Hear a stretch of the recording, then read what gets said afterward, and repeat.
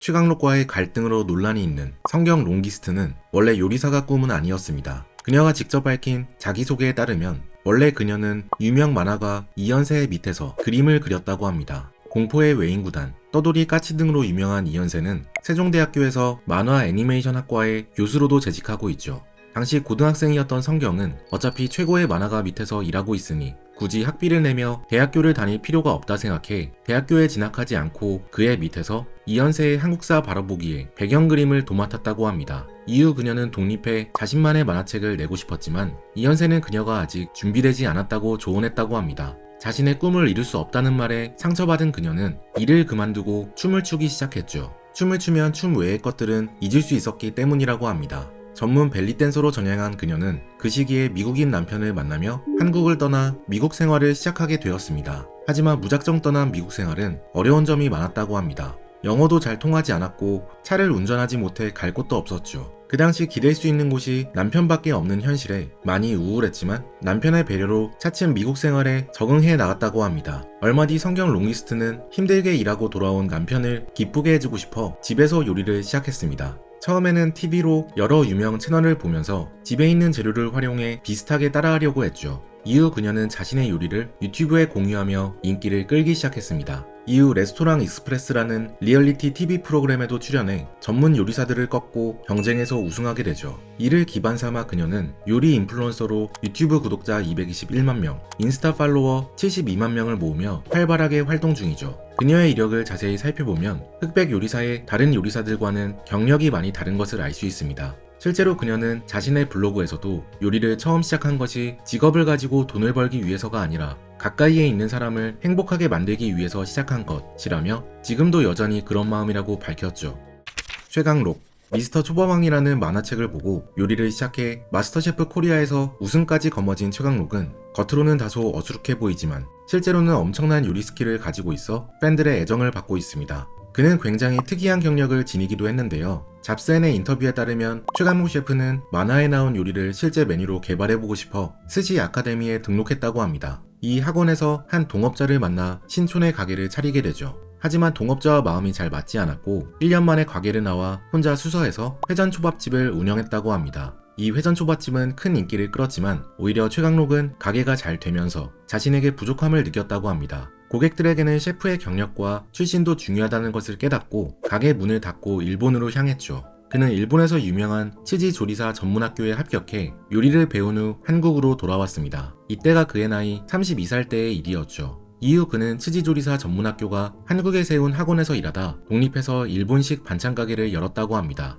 하지만 익숙하지 않은 컨셉 때문인지 큰 실패를 맛보게 되죠. 당시 그는 가게를 살려보기 위해 일본식 반찬이라는 컨셉을 버리고 여러가지 음식을 팔며 할 수 있는 걸 다 해보았지만 차라리 그 시간에 다른 데서 일해서 돈을 버는 게 나을 정도로 수익이 저조했다고 합니다. 결국 가게는 문을 닫게 되고 그에게는 다달이 빠져나가야 하는 월세와 빚만 남게 되었죠. 당장 일이 필요했던 그는 지인의 도움으로 참치 무역 회사에서 회사원 생활을 시작했습니다. 그때 우연히 마스터셰프 코리아2 참가자 모집 공고를 보고 지원하게 되었죠. 맥주집에서 술 한잔 마시다가 공고를 보았기 때문에 술 기운에 용기를 내서 지원했다고 합니다. 의외로 최강록 셰프는 마스터셰프 코리아에서 우승한 후에도 식당을 열지 않고 한동안은 회사 일을 하며 지냈다고 합니다. 그 후 치오락이라는 가게를 시작하며 유튜브에 올렸던 여러 닭 요리를 메뉴로 선보였죠. 바삭한 닭 요리를 팔고 싶었던 그는 일반적으로 닭을 튀긴 다음에 양념을 버무리는 것과 달리 먼저 양념을 버무리고 나서 닭을 튀겼다고 합니다. 이후 치오락은 문을 닫게 되고 현재는 잠실에서 오마카세, 식당 네오를 운영 중이죠. 원래도 인기가 좋았지만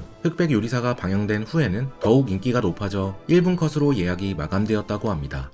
한식대첩 이영숙, 백수저 이영숙 셰프는 한식대첩 시즌2를 최종 우승하며 큰 인기를 끌었지만 의외로 우승하자마자 3개월 동안 가게 문을 닫았다고 합니다. 이영숙 셰프의 말에 따르면 자신은 시골 무지랭이에 불과한데 사람들이 너무 많이 몰리니 겁이 났었다고 합니다. 이번에도 이영숙 셰프는 흑백 요리사 출연 제의를 받고 많이 망설였는데 혹시나 자신의 나이가 너무 많아서 프로그램에 민폐를 끼치지 않을까 걱정하는 마음이었다고 하죠. 하지만 손자가 응원을 많이 해주어 용기를 내 지원하게 되었다고 합니다. 이영숙 셰프는 흑백 요리사에서 유독 파브리치오 페라리 셰프와 친밀한 모습을 보였는데 사실 둘은 연이 있는 사이였습니다. 한식대첩의 파생 프로그램 한식대첩 고수회전에 같은 팀으로 출연하며 친해지게 되었죠. 페라리는 이영숙 셰프에 대해 스승님은 음식이 약이라는 철학을 가진 분이라며 자신도 그 철학에 너무 공감한다고 밝힌 바 있습니다. 실제로 이영숙 셰프는 직접 키운 버섯으로 만든 건강한 버섯 전골 식당 낙영버섯 농가를 운영하였죠.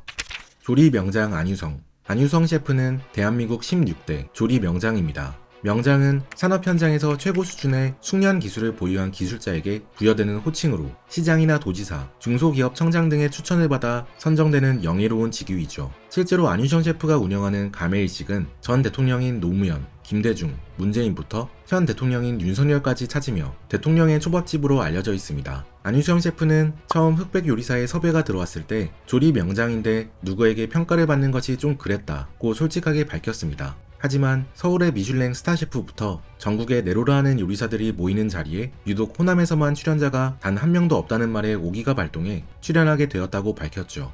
음식의 대가들이 널리긴 했지만 이왕 판이 벌어졌으니 신나게 작두 한번 타보겠다고 각오를 밝혔습니다.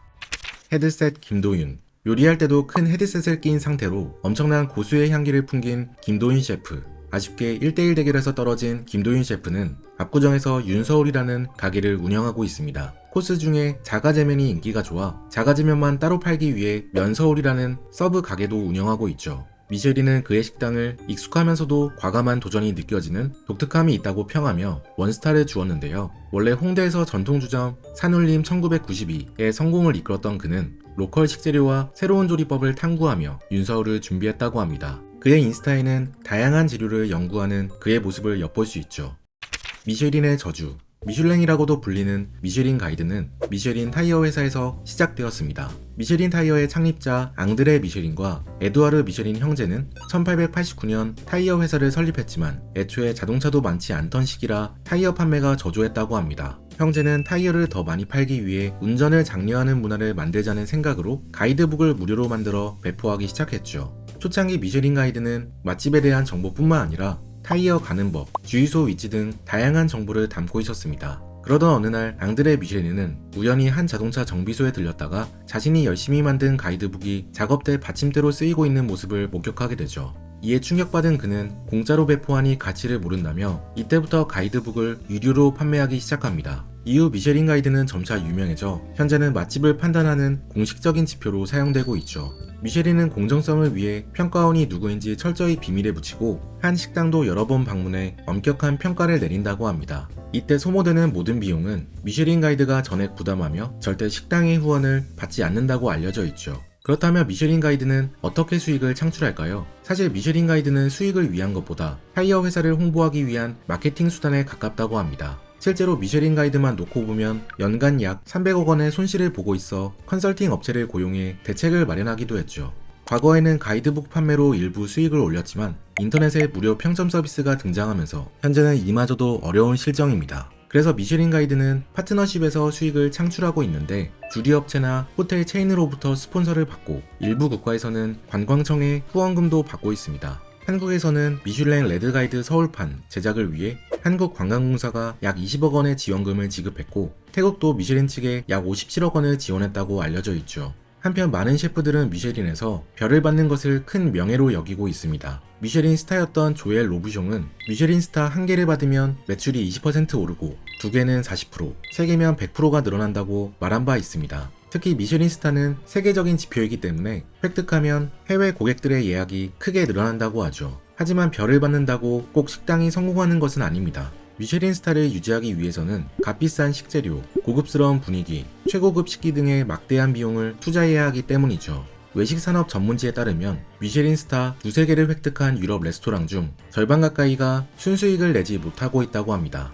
이 때문에 외식업계에서는 미쉐린을 독이 든 성배라고 부르기도 하죠. 흑백 요리사는 다음 주면 최종 우승자 결과가 나옵니다. 응원하던 출연자들이 한 명씩 떨어져 아쉽기는 하지만 모든 요리사들이 최선을 다해 경합하는 만큼 누가 우승할지 궁금한 마음도 크네요. 지금까지 책드폭행이었습니다. 오늘 함께 읽은 책 미쉐린 타이어는 왜 레스토랑에 별점을 매겼을까? 저자 자일스 루리. I know that I'm well away from being a perfect